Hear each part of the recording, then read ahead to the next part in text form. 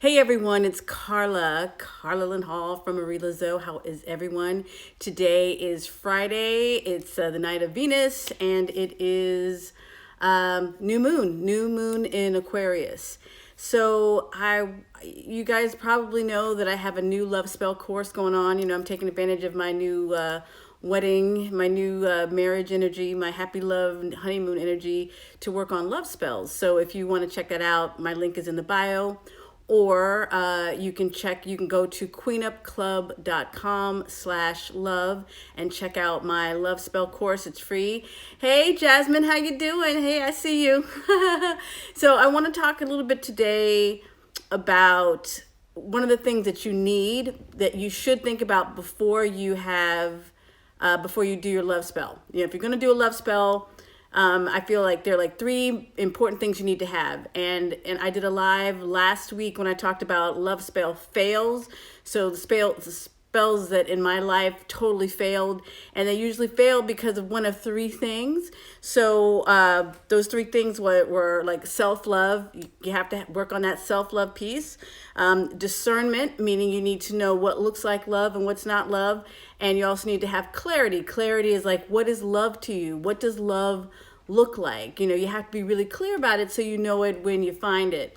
So today I want to talk about clarity and how important that is when it comes to, finding love or doing a love spell. You really don't want to have a love spell when you don't really want to do a love spell if you're not really sure. And when I say being sure, I'm not talking about I'm sure I want that particular person. I'm sure you do. But there's so many things that we do not know about life. So we have to be clear about the kind of relationship that we want, the kind of qualities that we need in our partner, the kind of qualities that we want in a relationship. We need to be clear on those things. And as I mentioned in my love spell fail video, when I was focused on this one guy and I was focused on him and trying to do all these different kind of spells to get him, things were not working the way I wanted. But then I made a shift to focus on what are the kind of qualities that I wanted. What kind of man do I want? What kind of relationship? What do I want that to look like?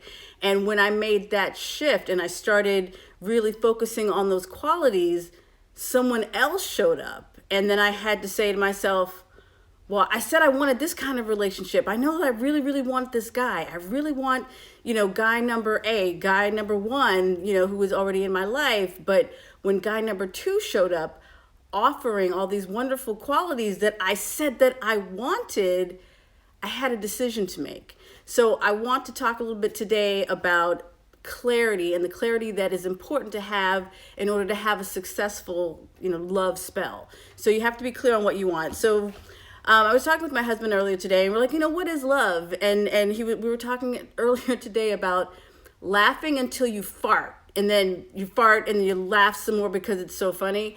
And farting is a really kind of intimate thing, and it sounds almost a little bit TMI, and I get that. But there's something about being with another person to the point where it's not like, this isn't just about farting just to be gross around each other. This is about, like, you're not trying to fart, you just kind of do, but you know that you are so close with this other person, that you have a level of intimacy that a mere fart is not going to make that person run away. A fart is just going to be like, oh, okay, he's human, she's human, we're just doing our thing. So there's a level of intimacy that comes when you're able to have that kind of, well, okay, we won't talk about farts too long, but I'm just saying, to have that kind of intimacy, to have those kind of moments, that is really important. For my birthday, I ended up spending it in urgent care because my husband had bronchitis, and I'm sure there's other things we could have been doing, but love also means I have to be here for him, and the relationship and his health, those things are really important to me. So it could be also you, when you're feeling sick, when you're not feeling well, do you want someone who's going to be there for you? Someone who's going to take you home to meet their family? Like that's one of those things that we don't necessarily think about in the moment when we're like, I just want this woman or I just want this guy. How public is this person? Like if you're thinking like there's someone specific that you're going for, how how open is this person with their love for you?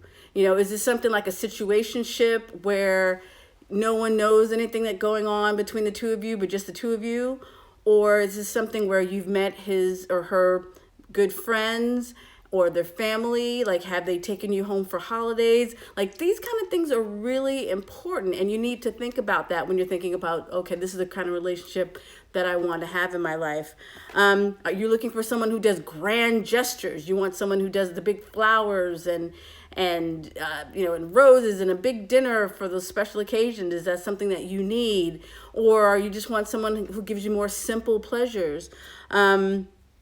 These are different things that are really important for us to think about before we think about doing that love spell. So I also want to talk a little bit about the 5 love languages. So there's this book called The 5 Love Languages, and it's by this guy, I believe his name is Gary Chapman, and he talks about how we all have different ways, or at least 5 main ways that we express our love. But it also means that when we're seeing someone, when we're in love or in a relationship with someone, we also have to be mindful of what their love language is. Because if they don't express something in the way that you feel like love, you'll never feel love. So for example, words of affirmation, that's the first one. That means like telling someone, I love you. I feel a certain kind of way about you, or thank you for doing that for me. I really appreciate when you do that. Oh, you look so nice. Like, you need to hear words of affirmation. Number 2, gifts. Some people love to get gifts. You know, they like to get flowers, or they like their honey to, you know, give them little surprises, and or you know, or buy them things when they go to the store.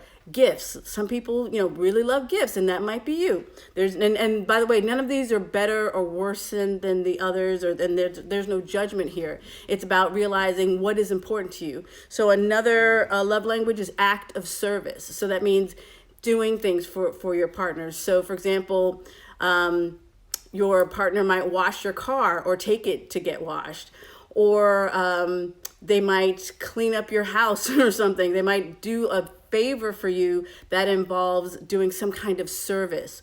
Or maybe there's somewhere that you want them to go with you or on your behalf, and they will do that for you because they care about you, and it's an act of service. And some people really like to do that kind of thing. And then 4, quality time. I know this is one of mine. Quality time is like the kind of time that you spend together. Do you like to spend time just hanging out? Or, you know, if that person like works a lot and you don't see them as much, you might not feel, you know, as close to them. Like, you feel closer to them when you're spending time together, quality time. And 5, the last one, is physical touch. So that means someone who is affectionate and someone who likes to touch you, and, you know, maybe just in passing, or someone who's affectionate and gives you hugs. So all these different ways of expressing love are very important.